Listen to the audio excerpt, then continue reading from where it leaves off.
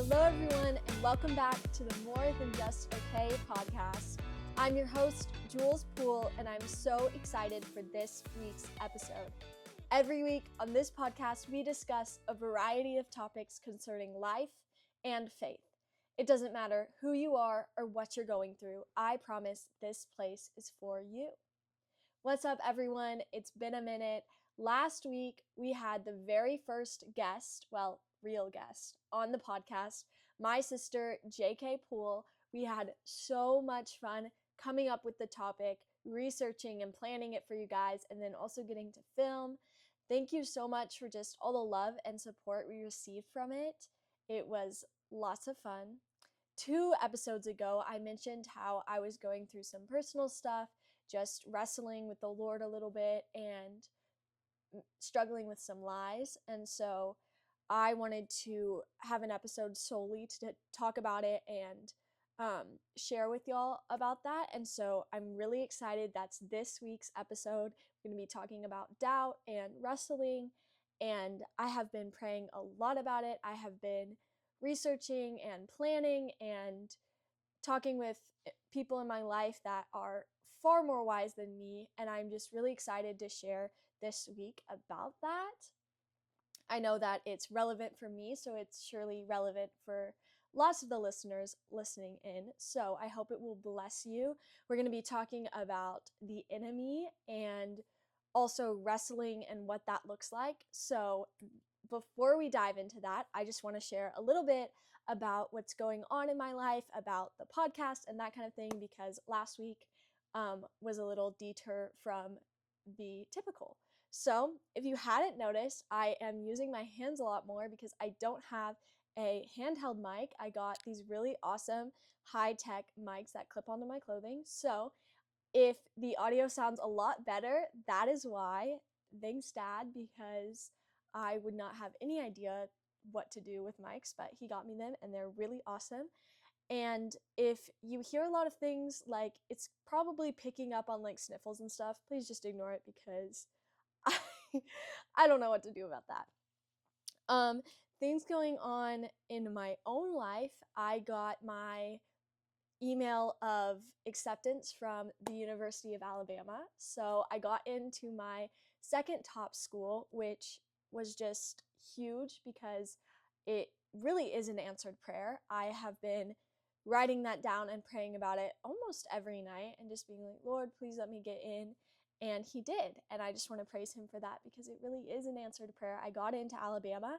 I am really excited because in 2 weeks, I'm going there on a road trip with one of my best friends. And we're going to go to the football game. We're going to go to the Alabama-Auburn game, which I'm thrilled because it's my very first college football game and I'm going to the best of the best.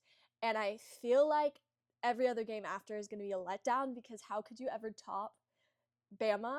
But anyways, I'm very, very excited. It's our first adult road trip. We're going to stay with my grandfather and I hope at some point I can have him on the podcast because this dude is brilliant and he is strong in his faith. And honestly, I'm going to go and ask him a lot of theological questions. So maybe I'll just have an episode where I talk about what he said and just jot some notes down because I probably can't bring my set with me to Bama, but I'm going to see if I can transfigure something because that would be really awesome.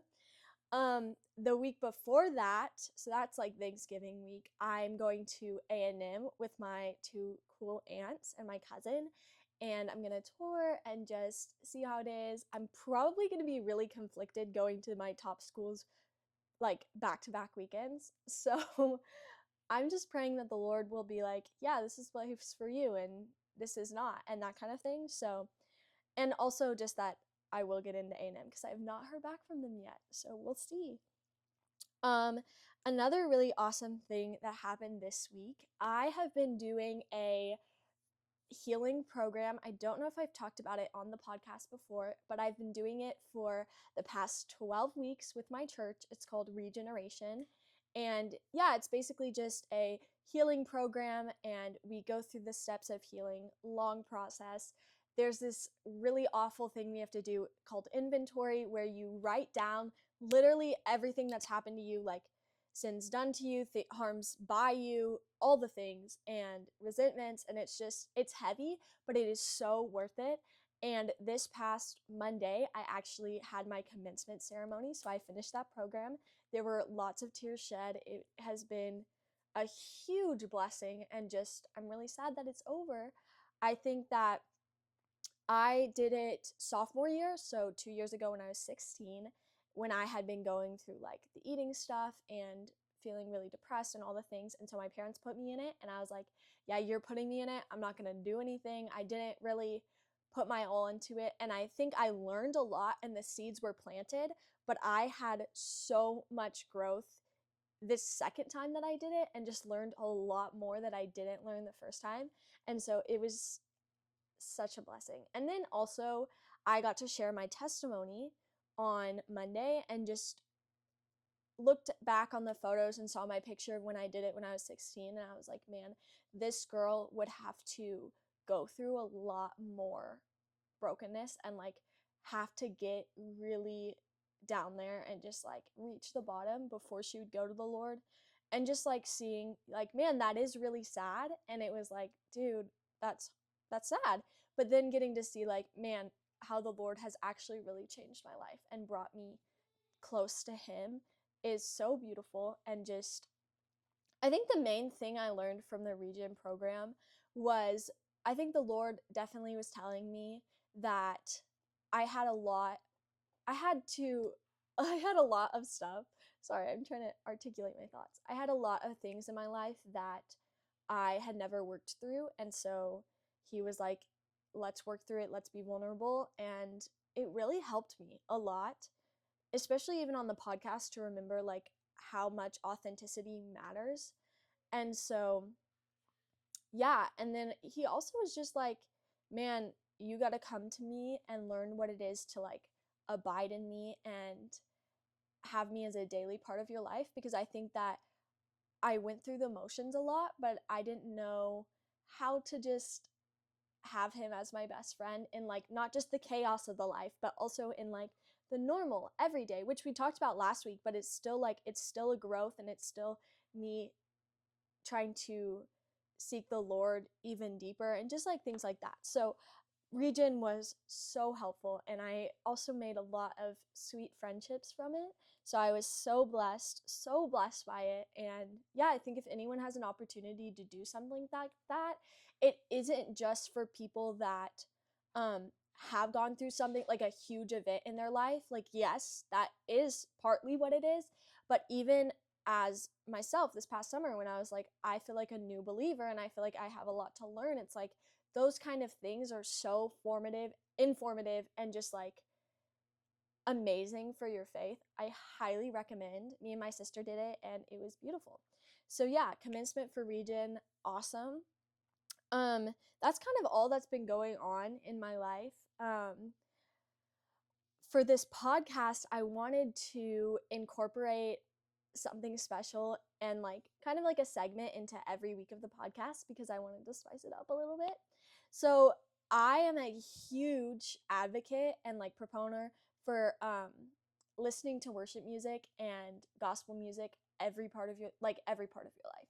And I just wanted to share with y'all every week a song that had inspired me that week, that I had found, or one that I really loved that came up that week, that kind of thing. And so we're going to have kind of like a song segment, like a playlist in the podcast. And so the very first song that I want to share, it's called Who You Are to Me by Chris Tomlin. If you don't know Chris Tomlin, look him up. His music is phenomenal. But one of the lines that stuck out to me, this song wasn't on my playlist. It came up as like after my playlist had ended, and I literally was in the car like shaken by it. I was like, this song is beautiful, and it's filled with so much truth. And here's the line that just like brought me to tears. It says, when I'm empty, you fill me with hunger for more of your mercy, your goodness. Lord, you're the air that I breathe. And just going through this kind of tough season of being like, I just kind of feel empty, Lord. this song just like reminded me of like, man, he puts desire in us if we ask him for more of him and more of his mercy and his goodness. And then like, you're the air that I breathe. It's like, how often do we really think about the fact that like every breath we take is by the mercy of God? And I'm telling you, every time I listen to it, I just have tears in my eyes because it's so true. He is the air that we breathe. It's a beautiful, beautiful thing. And yeah, y'all should go listen to that song after this podcast. Give it a full listen, add it to your playlist. It's beautiful. And yeah, I can't wait to share more songs because I have a stacked playlist of music and Christian music. So, anyways, now that we're done with that, let's jump into doubt. As I said, we're going to be talking a little bit about the enemy as our first part, and then what it means to like wrestle with God. So the first part, I'm just going to tell y'all a little bit of like what's been happening for me. The past couple weeks, I think that like anything, you get highs and lows, right? And I think there's this thing, it's called the camp high. And after you go through like a spiritual high where you feel really close to the Lord, and then it fluctuates. And I think for me, it's been a pattern throughout my entire like faith journey of, I will get that high and I will be on fire and it'll be incredible. And then I'll get to the low and I'll be like, Lord, I have no idea what to do. Like, I don't know how to trust you in the like non-chaotic, like the just low and just whatever normal life. And so that, I think, this past couple weeks has been like, Jules, you've got to address this. And I didn't want to, because it showed up for me as like believing a lot of things that aren't true. I just was struggling with thinking like, my friends don't actually like me, nobody wants to hang out with me, and my family feels really tense, and that like, I'm like, Lord, I don't know if you're actually answering my prayers, and I'm really nervous for college, and I feel like I'm failing school. All these things were just accumulating, and it's like, I didn't realize that they were lies that I was indulging in. And I was telling a close friend and just like my friends about this, and they're like, hey, you know that like the more that you're trying to be faithful and advance God's kingdom, like the more the devil's gonna attack you. And I was like, I totally forgot that like that was a real thing, and that like spiritual warfare of like the devil's trying to like target me. I completely forgot about that. And I was like, man, this totally fits into all these lies. I was like, I thought they were the truth, but it's actually that I've just been believing things that aren't real. And so that idea was in my head, and I was like reading about it and praying about it. And I um, read this verse from 1 Peter, where it says, be alert and of sober mind. Your enemy, the devil, prowls around like a roaring lion because looking for someone to devour. Resist him, standing firm in the faith, because you know that the family of believers throughout the world is undergoing the same kind of suffering. And it's like, the Bible tells us we have an enemy. There's an enemy to our story, and I think it's very easy for us to blame God for things, but it's like, actually, he's not the enemy. He's the hero, and we forget that there's this other proponent in it, right? And I think that was true for me. I was very confused because I had forgotten that. And so reading this verse, I was like, oh my gosh, I feel this. I feel like he's a lion trying to get to me, and that um I got to figure out like what I can ask the Lord for to help me in that, right? And it says, resist him, standing firm in the faith. And that's what the scriptures tell us to do. We've got to stand firm in our faith. And so for me, that was going into the scriptures and looking for truth, and just like literally on Bible Gateway, like searching up about doubt, about anxiety, about worry, and just looking for the truth. Because then when I read the words of God, I was like, man, this is so much more powerful than any sin that like would try to come at me, you know? And so that was one thing that I did. And like I said, like constantly filling my mind with worship music, because for me also, like, going along with all of these lies, I just kept finding myself doing things like Paul says, where I was like, why do I keep doing the things I don't want to do? And it's not like extreme, but it's definitely going back into the being snarky and going back into the not wanting to engage with people and just going back into my fleshly desires. And that's what happens when we don't come to the Lord, right? And so I was like, man, I've got to start filling my mind with the truth, because I want to start doing the things I want to do.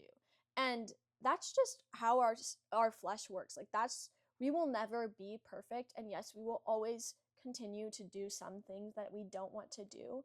But by searching and running after God, like the Lord, we can, you know, find ways to ask for forgiveness and find ways to make changes and break habits and things like that.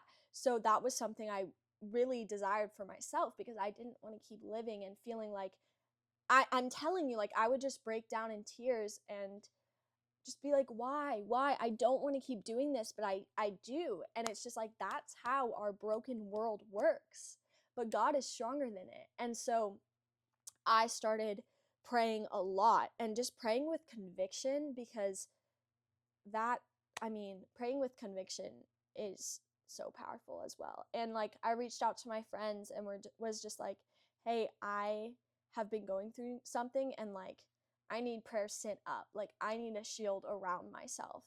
And so I also talked to my aunt, and we decided that, like, whenever I was going through it and just like feeling the way, I would pray for her and send a prayer for her, and then she would do the opposite. And just knowing that someone was out there praying for me was like, really made me feel like stronger, and just made me feel like I could resist the temptations. And so yeah, that's kind of how that wrestling with the enemy has been for me the past couple weeks. And honestly, like, when we go through things in our faith like this, is like, it's proves that we actually care and that we actually are believers. Because if we said we had no temptations, then something's off there. There's got to be a pride disconnect. And I think I was just so terrified. I was like, oh my gosh, something is wrong with me and something's wrong with my faith. And let that be debilitating for me, and just be like, iffy about my faith. And that's not how we should be, because he promises, like, in this world we'll have tribulation. And that extends to like our spiritual well-being, because we do have an enemy. And so that's what's been going on, and what I wanted to talk with you about doubt. And then on the other end, for me, also feeling with the wrestling with God, and just being like, I feel like I'm giving him a little, and he's like, all right. And it's just like back and forth. And I just want you, if you can relate to me at all in that, like, just know that that's not a bad thing. Like, you may be highly uncomfortable with the idea of wrestling with God, but that is not wrong. Like, the Lord has space for that in our relationship with him, and in his mercy allows that. And we're going to talk a little bit about a story from the Old Testament, because when I read it, I was like, remembered that truth of like, he actually wants a relationship with us, and he extends so much grace and so much mercy. And we can sit with him and be like, I don't know, I just don't know. And he is so kind to meet us where we are in that. And he has been so kind to me to meet me where I was in that, especially the last couple weeks. And so the story I want to talk about is from Genesis 22. So if you don't know the story, I don't know if I just have crazy like Bible trivia parents, but we always read this story. I'm sorry, it's from Genesis 32, verses 22. But I remember this story as a kid, and it's a story of when Jacob wrestles with God, like physically wrestles. And if you don't know who Jacob is, he is the son of Isaac, so grandchild of Abraham. he's one of the patriarchs of Israel, and actually his name becomes Israel. And he faced a lot of suffering and brokenness. And first with his brother, they were twins, and Jacob decides he wants to steal his brother's inheritance, and his brother's like, I'm going to kill you. So he runs away, is essentially exiled from his family. He meets this woman, decides he wants to marry her, and her father is like, okay, but you have to work for me for 7 years. Works for 7 years, slaves away, and then gets married. Turns out that it's actually not the woman he loved. In fact, it's her sister. And so he waits another 7 years and then marries the sister, then marries the woman he loves. And throughout that has battles with like infertility and just family drama. And so at one point, he decides he's going to go appeal to his brother. And I just can't even imagine trying to do that, knowing that your brother could just like kill you in that moment. So crazy act of like, I don't even know. So on his way to meet his brother, I'm going to read a little bit of the scripture. It says, Jacob was left alone, and a man wrestled with him till daybreak.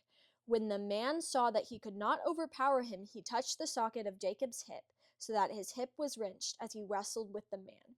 Then the man said, Let me go, for it is daybreak. But Jacob replied, I will not let you go unless you bless me. The man asked him, What is your name? Jacob, he answered. Then the man said, Your name will no longer be Jacob, but Israel, because you have struggled with God and with humans and have overcome. Jacob said, Please tell me your name. But he replied, Why do you ask my name? And then blessed him there. So Jacob called the place Peniel, saying, It is because I saw God face to face, and yet my life was spared. Mind blown, like, oh my goodness. Just reading this story, it's like, what was going on? Wrestling with God, seeing him face to face. If you were following, essentially, Jacob was like overpowering the guy, and so he touched his hip and wrenched it out of place, I guess, and Jacob could no longer overcome him. But I think the most important parts of this story, right, is the fact that Jacob was wrestling and struggling, and yet the Lord blessed him.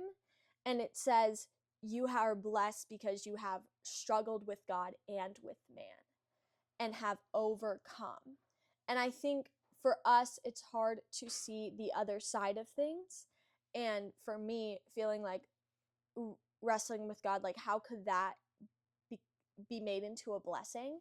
But as I was reading it, I was like, actually, this is so true for me, because I have been kind of wrestling with that, with my faith in like particular things. And like the blessing for me is being able to talk on here and be authentic and have people relate and grow in my faith because of it. And so for Jacob, even after this, right, he's blessed because he has struggled and had to go through things. It continues on and says that the sun rose above him as he passed, and he was limping because of his hip. And it's a small little half of a sentence, and yet it is huge, because as he was wrestling, as he was struggling, there's a mark made on him. He cannot walk well, and he is limping, and he's blessed, and that limp doesn't go away. It doesn't magically disappear. It stays with him. And I wonder, as I'm reading it, what the limp, like, what does that even mean? And I honestly thought of it like his limp is an opportunity to share that. Because can you even imagine him walking around with his limp, and they're like, someone's like, how did you get that limp? He's like, yeah, I wrestled with God and he blessed me. They're like, yeah, that never happened. I don't believe you. But that's something that like genuinely could have happened. And just thinking on myself, comparing it and just being like, what's the limp in my life where on the other side, I've been blessed, and yet I still have that carrying with me, but it's not some kind of burden. It's like something that I can share, right? And just like sometimes, even after it's not perfect, And that's just because of the world and the brokenness. But it's like, again, for me, being able to come on here and share my past as a limp, and then being like, I'm still blessed, and I still, it's wonderful. And I think that's the power of like the story and just the reminder of the limp. And if you are hearing this and you're like, dang, I actually relate, like I have things in my life like that too, don't be ashamed of it, because I'm not ashamed of it, and Jacob wasn't ashamed of it. And it's just, it's something that actually will help people, and it's something that you can actually use to witness about the Lord and his work. And why would you not? And it may feel like it is, but it's not. It's not something to be ashamed of. And the Lord actually uses those things for his good. And even in the story of Joseph, where it's talking about like, the Lord says like, sorry, not the Lord, Jacob says like, what you intended for evil, God used for good. Like he does that in all of our lives. And if we acknowledged it and just told people about it, it would be so helpful. And that's what I want to do on this podcast. And that's why I think it's a huge thing. Whew, okay. If you can tell, I like get really passionate when I really care about something, and I really care about this. And I just hope that it's been informative for you to just remember, like, if you're struggling and there's a lot of lies, like, just acknowledging the fact, like, oh, I do have an enemy, and I know that this is him trying to separate me from God. The thing is, he can't. Like, there's nothing he can do to separate us from God. So we just gotta put on our armor of faith and just be like, nah, you're not messing with me. I've got Jesus on my side. And it is way easier said than done. It is something that I have been wrestling and working through the past couple weeks, and it is not by any means perfect and easy for me right now, but it is something that now I can acknowledge and not let control me. And I just want that to be true for y'all as well. And then also the idea that it's okay to sit with the Lord and be like, I'm wrestling with you in a few things, but it's not okay to sit in that. And that's just what I want y'all to consider, is just like, that's the most important thing. So don't put that to the side. If you're wrestling with that, like, go to him in prayer, go to other people, ask them for prayer. I promise, like, he blesses those who suffer and come to him. Like, he truly does bless us, even if it's small or big. And so don't let those limps hold you back, and do not be ashamed of it, because the Lord uses things for good, always. Thank you guys so much for tuning in. I am excited to continue this podcast journey. I've been so blessed by it, and I really hope you have too. Thank you guys. Bye.